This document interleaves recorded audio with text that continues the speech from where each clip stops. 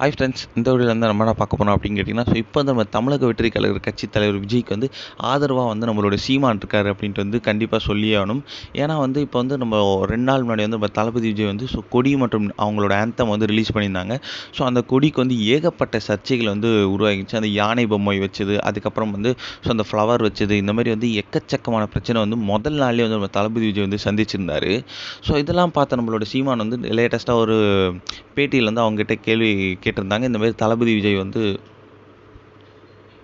இவ்வளோ சர்ச்சைகளை பற்றி நீங்கள் வந்து என்ன நினைக்கிறீங்க அப்படின்ட்டு நம்ம சீமான்ட்டு வந்து கேட்டிருந்தாங்க. அப்போ வந்து நம்ம சீமான் வந்து செம்ம ஆதரவாக வந்து பேசியிருந்தாருங்க. ஸோ நம்ம தளபதி விஜய் தம்பி தம்பி அப்படின்னு தான் சொல்கிறாரு.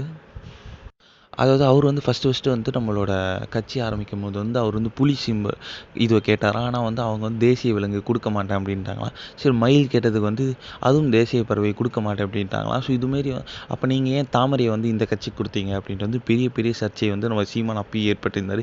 ஆனால் வந்து இதெல்லாம் ஒரு பிரச்சனையே இல்லைங்க. ஸோ யானை வந்து காமனான ஒரு விஷயம் தான். இது இந்த கட்சிக்கு அந்த கட்சிக்கெலாம் இல்லை. ஸோ என் தம்பி யூஸ் பண்ணதில் எந்த ஒரு தப்புமே இல்லை. ஸோ அப்படின்றது ரொம்பவே ஆதரவாக பேசியிருக்காரு. ஆனால் வந்து நிறைய நெட்டிசன்ஸ் வந்து என்ன சொல்லிட்டு இருக்காங்கன்னா, ஸோ நம்ம தளபதி விஜய் மற்றும் சீமான் வந்து 2026 கண்டிப்பாக கூட்டணி அமைப்பாங்க அப்படின்னு சொல்லிட்டு இருக்காங்க. ஏன்னா வந்து நிறைய இன்டர்வியூவில் வந்து நம்ம சீமான்ட்டு நீங்கள் கூட்டணி வைப்பீங்களா அப்படின்னு கேட்டதுக்கு காலம் தான் பதில் சொல்லுமா அப்படின்னு சொல்லியிருக்காரு. ஸோ இந்த ஒரு விஷயம் நடக்குது, ஏகப்பட்ட வாய்ப்பு இருக்குது அப்படின்ட்டு சொல்லிட்டு இருக்காங்க.